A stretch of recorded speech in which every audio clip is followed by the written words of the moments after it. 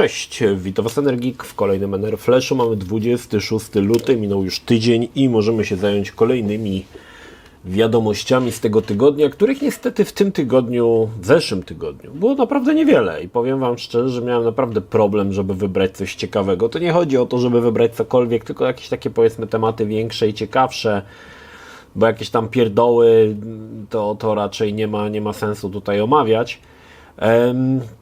Chyba najciekawszą wiadomością było to, że oczywiście są plotki. CNBC zapowiedziało, no nie zapowiedziało, tylko prognozuje, że w połowie roku 2024, czyli tego, pojawi się PlayStation 5 Pro. Czy jest to możliwe? Powiem Wam, że tak sobie zacząłem troszkę przeglądać różne zestawienia, co się dzieje na rynku, bo ogólnie ciekawi mnie ta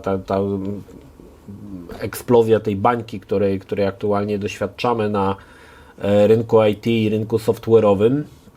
I tak sobie to są informacje, które trzeba poskładać do kupy gdzieś tam, nie wiadomo, czy one jakoś od siebie zależą, ale jest to, wydaje mi się, dosyć ciekawe, na przykład to, że PlayStation musiało, czy tam Sony musiało zrewidować swoje oczekiwania względem roku podatkowego ostatniego, że chcieli sprzedać 25 milionów sztuk PlayStation 5, a okazało się, że prawdopodobnie sprzedadzą 21 milionów sztuk i tak nie wiadomo, czy do tego dobiją. Także jakby troszkę to zaczyna wyhamowywać i widać to na wielu frontach, bo nie tylko chodzi o sprzedaż konsol, ale i o sprzedaż gier, również o sprzedaż różnych peryferiów do PC-ów. Chyba jeszcze jedynie rynek GPU jakoś tam przędnie, ale tam rynek na przykład monitorów to już jest dno, nie? Laptopów to już nikt tego nie kupuje, prawie tam jest naprawdę słabo, pomimo wypuszczania cały czas nowych rozwiązań. I wydaje mi się, że to jest, wiadomo, że to po części jest pokłosie tego COVID-u, tego rozpasania wszystkich firm i nagle się okazuje, że to po skończeniu się pandemii nie idzie tak dobrze jak szło wcześniej. Tutaj mówię oczywiście o rynku software'owym, czyli głównie o grach, których słyszymy, że cały czas zwolnienia dotykają coraz szerszą część branży i przez chyba ostatnie 2 miesiące zwolniono więcej osób niż w całym poprzednim roku. No, wynikiem oczywiście, już mówiłem, jest to, że firmy się rozbuchały w trakcie pandemii, bo dużo ludzi grało, a teraz niestety wraca to troszkę do normy, że tak powiem. Natomiast ciekawi mnie tutaj ta niska sprzedaż PlayStation, niska, według Sony, tak, niższa niż się spodziewali. Myślę, że problemem tutaj jest to, że gracze, tak jak mówiłem wcześniej, w poprzednim NR Flashu, gracze po prostu zaczynają się nudzić. I to jest dobry moment, żeby wypuścić PlayStation 5 Pro, jeżeli tak się będzie nazywała, żeby troszkę ten rynek rozruszać. Zauważyłem, że Sony ma teraz dziwną politykę ogólnie wypuszczania nowych produktów, na przykład PlayStation VR 2. Wypuszczamy, tam troszkę rośnie to zainteresowanie i ponieważ Sony tego PlayStation troszkę w ogóle tych nowych produktów nie promuje, to wszystko spada znowu. I tak było z wieloma ostatnio, właściwie z większością urządzeń takich do ekosystemu PlayStation 5. Wypuszczali coś fajnego, to nagle robił się pik, wszyscy o tym mówili i nagle cisza. Jakby zostawiali to wszystko po stronie, w wypadku PlayStation VR 2 zostawiali to wszystko po stronie deweloperów, macie sprzęt, róbcie, a Sony jakby się troszkę od tego odcina i to jest trochę słabe rozwiązanie według mnie. Już ciekawą jest informacją to, że PlayStation VR 2 ma być kompatybilne z PC-tami, co oznacza, że szukają deweloperów, którzy będą tworzyć nowe produkcje na PlayStation VR 2, bo widać, że deweloperzy ogólnie ci, którzy są pod skrzydłami Sony, tak średnio chyba chcą robić na tego VR-a gry. Chyba one się za dobrze nie sprzedają, to raz. Hełmów też się chyba za wiele nie sprzedało, nie mam tutaj akurat tej statystyki, ale też to nie był jakiś sprzedażowy hit. A rynek PC-towy jest o tyle fajny, że tam dużo domorosłych programistów może się zabrać za tworzenie jakichś tam gier. I to widać oczywiście na tych wszystkich Oculusach, że jest mnóstwo gier w fazie beta, ludzie próbują i to jest jakby, wytworzył się troszkę jakby taki rynek obok, który jest poświęcony VR-owi. Niektórzy mówią, że VR umarł, ale nie, on żyje nadal, tylko ten rynek jest jakby taki, on się gdzieś tam z boku wytworzył i tam jakby jest cały czas coś się ciekawego dzieje. Także jest ciekawie ogólnie i wydaje mi się, że jest to możliwe, żeby w drugiej połowie PlayStation 5 Pro się pojawiło, aczkolwiek nie sądzę, że to będzie tak, że Sony by wypuściło tak ważny sprzęt gdzieś w okolicach wakacji. No raczej to nie będzie tak. Raczej jeżeli miałby się pojawić, to ja obstawiam, że jeżeli w tym roku, to na święta. Święta to jest zawsze najlepszy czas na wypuszczanie sprzętów, a takich sprzętów powiedzmy drogich jak konsola, no to święta to jest idealny moment, żeby takie sprzęta wypuścić. Także nie sądzę, że to będzie druga połowa raczej, znaczy no tak, no druga połowa to się zgadza, ale obstawiam raczej czwarty kwartał niż trzeci kwartał wydania PlayStation 5. No zobaczymy. Ciekawostką właśnie jest też tutaj to, że kolejna informacja, tak naprawdę dobra dla PlayStation, że Helldivers 2 okazał się mega hitem i ludzie zaczęli się, strasznie się jarają tym i grają. Ja mam to, ale jeszcze nie grałem, przyznam wam się szczerze, bo to nie jest trochę tytuł, który do mnie jakoś tam trafia, ja nie przepadam za takimi grami, ale powiem wam, że patrząc na internecie, no gra się mega spodobała i gracze grają i nawet jakieś są petycje, żeby tytuł wydać też na Xboxie, natomiast no powiem wam, że wczoraj, znaczy rekord ilości graczy, którzy grali równocześnie, to jest 457 000. To jest niesamowita ilość, słuchajcie. Oczywiście mówimy tutaj o Steamie, nie mówimy o PlayStation, czyli na Steamie 450 000 osób grało jednocześnie w Helldivers. To jest naprawdę jak na taką powiedzmy markę, znaczy ja nie wiem, czy ona jest znana, bo nie grałem w część pierwszą. Dla mnie ta marka jest trochę nieznana, bo ja nie grałem ani w jedynkę, ani nie grałem w dwójkę, ale widać, że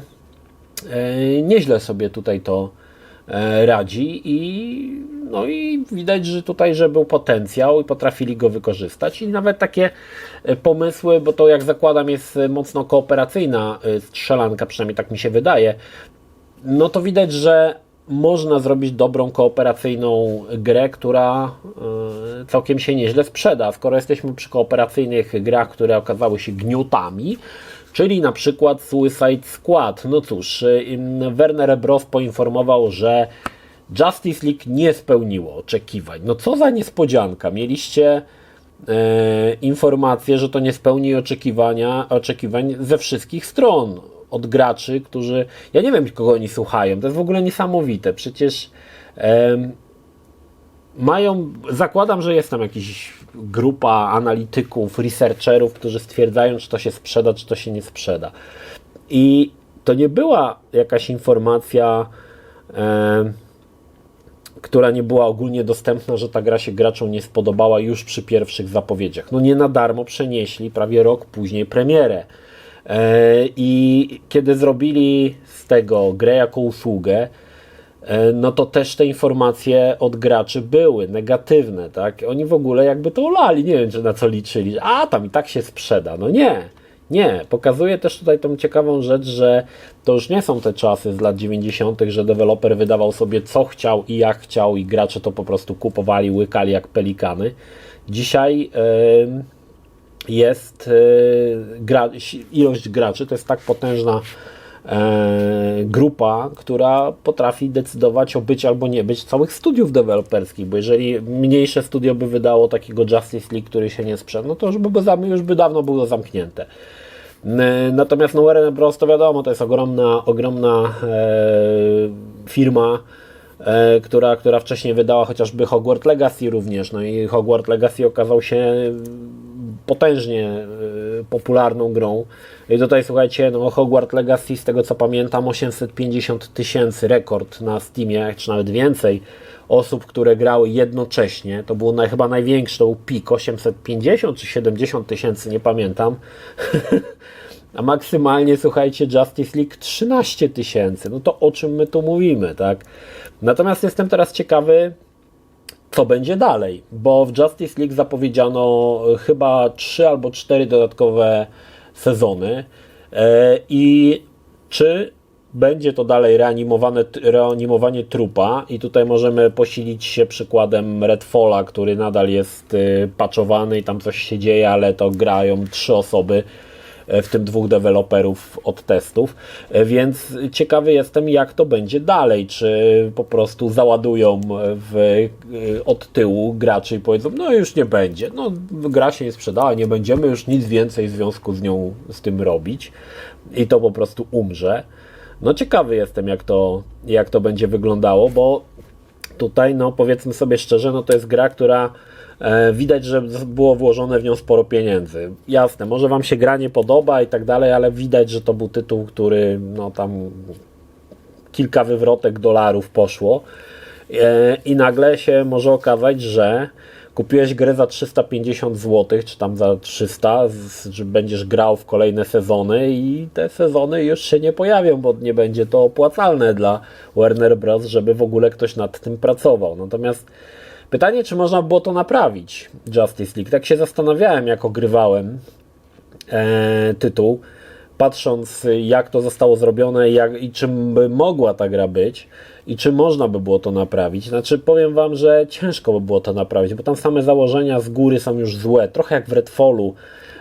Podstawowe założenie było słabe i bardzo ciężko by to było naprawić bez jakby wymiany całego trzonu rozgrywki, także nie sądzę, żeby się to dało. Także mamy albo dwie drogi tutaj, tak? Albo podtrzymywanie przy życiu trupa, jak to było z Redfall i z Marvel Avengers, który potem chyba przez 2 lata jeszcze postacie wydawał, bo dostawałem newsletter od nich, którego nikt już nie grał, ale oni z uporem maniaka wydawali te nowe postacie.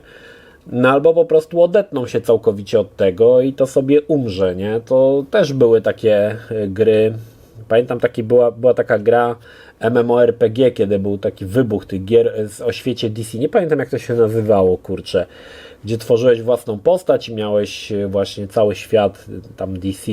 I to też było to i umarło i po prostu powoli zdychało. Już dzisiaj nikt o tym nie pamięta. Nie pamiętam, jak ten tytuł się nazywał. Także zobaczymy, jak to się dalej tutaj rozwinie z Justice League, ale to też pokazuje, że ponownie gracze to potężna siła, którzy potrafią decydować i negatywne opinie dzisiaj to nie jest tak, jak było w latach 90., że przeczytałeś to sobie w czasopiśmie. Dzisiaj opinie rozchodzą się błyskawicznie, tak? Jedna opinia wrzucona na internet automatycznie rozlewa się po całym internecie, już gracze wiedzą, czy kupować, czy nie kupować.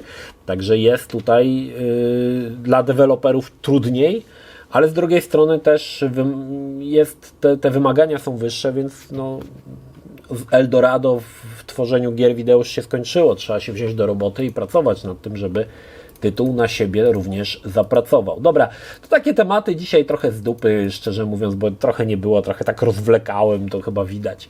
Co nowego u mnie? Słuchajcie, wróciła do mnie wreszcie książka Bohaterowie ostatniej akcji. Wiem, że obiecałem Wam tą recenzję, ale czytał ją mój szwagier, ale mam już ją u siebie, już przeczytałem ponad połowę.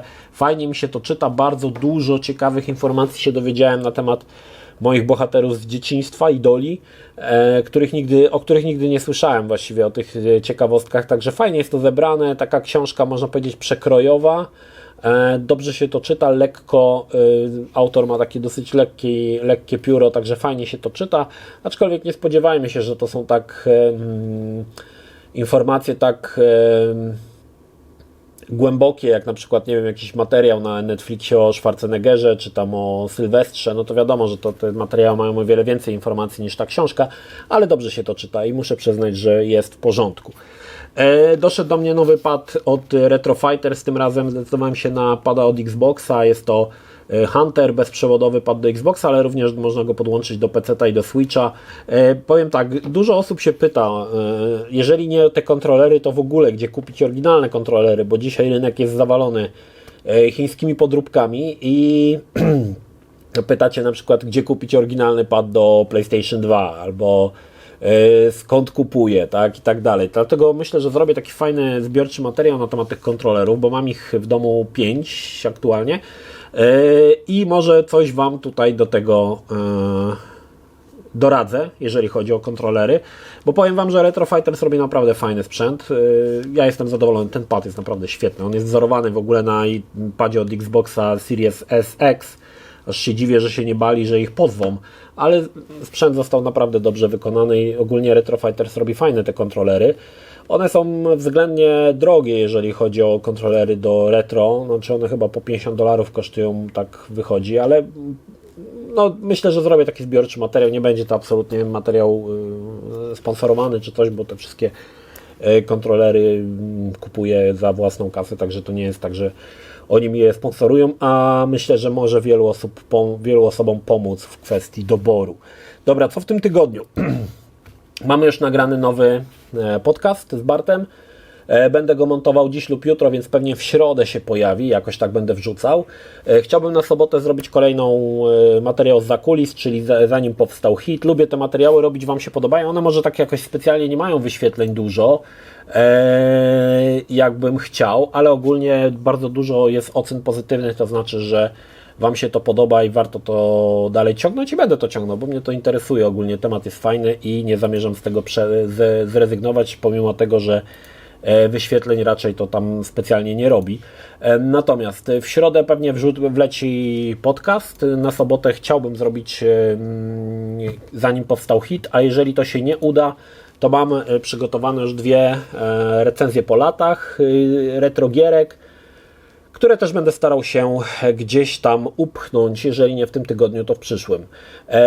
Aha, jeszcze jedna ważna rzecz. 29 jest premiera Final Fantasy VII Rebirth. Wiem, że wiele osób oczekuje, że będzie recenzja. Ja od razu Wam mówię, że nie będzie recenzji, ponieważ nie dostałem kodu przedpremierowo. Dostały tylko redakcje, takie typowe redakcje, które piszą, a nie robią wideo recenzje. Więc prawdopodobnie zacznę grać w Rebirtha razem z Wami, czyli 29 lutego. Może się uda dzień wcześniej, ale to też wiadomo, że się nie zrobi recenzji. Także będziecie musieli chwilę poczekać na tą recenzję, aczkolwiek podejrzewam, że do większości z Was już dotarły te informacje, że Rebirth zapowiada się naprawdę fantastycznie, będzie to świetna gra, więc myślę, że nie musicie czekać na moją recenzję, jeżeli chcecie zagrać, bo ja też obstawiam, że to będzie bardzo dobry tytuł. W każdym razie 29 pewnie będę grał, więc no tak, no to pewnie recenzja się pojawi, jeżeli nie w tym drugim tygodniu marca, to w trzecim. Nie wiem, na ile ta gra jest, ukończenie ile jej zajmuje. W każdym razie tak to mniej więcej wygląda. Aha, jeszcze mam, nie wiem czy w tym tygodniu, w niedzielę, chciałem zrobić jeszcze drugą recenzję Everdrive'a do Saturna, czyli Satriatora. Nie wiem czy zdążę, bo jednak jak wejdzie tutaj ten Final Fantasy, to będzie ciężko mi się nad tym skupić, ale postaram się, jeżeli się uda, to postaram się to na niedzielę też przygotować. No, czyli kolejny dosyć intensywny tydzień się szykuje. Dzisiaj jeszcze trochę zasiadam do robienia nowych TikToków. Ja ogólnie robię je partiami, czyli robię na przykład 10-12 odcinków i potem sobie je wrzucam i potem znowu robię 10-12 odcinków i znowu sobie wrzucam. Dzisiaj może zacznę robić właśnie kolejną partię. Dobra, to tyle jeżeli chodzi o newsy. Zastanawiam się, czy coś z filmów ciekawego widziałem. Widziałem. Poczekajcie, ten film się nazywał... Zobaczę, żebym nie pomylił tytułu. Ostatniej nocy w Soho oglądaliśmy z żoną na Netflixie. Bardzo fajny film z typiarą, co grała w Gambicie. Fajny taki thriller, trochę horror. Nie jest to może specjalnie taki film, powiedzmy, który Was jakoś specjalnie przestrasza, ale mi się podobał ogólnie. Spoko film. Całkiem niezły. Natomiast wczoraj żeśmy 2 gnioty zaczęli oglądać. Pierwszy to chyba Hipnoza, czy coś takiego. Hipnoza? Z Benem Affleckiem. Hipnoza? Jezu, jaki gniot, nie? W ogóle koszmarny. Hipnoza chyba się to nazywa. Tak, Hipnoza. Straszny gniot i ogólnie nie polecam. Nawet nie dokończyliśmy go, bo po 15 czy tam 20 minutach stwierdziliśmy, że to jest tak durne, że nie oglądamy tego dalej. I coś tam jeszcze żeśmy obejrzeli. Mea culpa z Kelly Rowland, która kiedyś z Nellim występowała. Zacząłem oglądać, po 10 minutach wymiękłem. Moja żona obejrzała chyba ze 45 minut i też stwierdziła, że nie. Że to jest gniot totalny i też żeśmy dalej nie oglądali. Także jeżeli szukacie jakiegoś filmu, żeby obejrzeć ciekawego, no to ten Ostatniej nocy w Soho mogę polecić, bo jest całkiem niezły. Dobra, to tyle. Pozdrawiam Synergik, trzymajcie się, do następnego. Cześć. Jeśli film Ci się podobał, zachęcam do subskrypcji lub wsparcia mojego kanału na portalu patronite.pl. Film o podobnej tematyce znajdziesz tutaj, natomiast z drugiej strony znajdziesz film zaproponowany przez serwis YouTube. Zachęcam również do odwiedzenia moich social mediów, grupy Energikowcy na Facebooku oraz serwera Discord. Linki jak zwykle w opisie.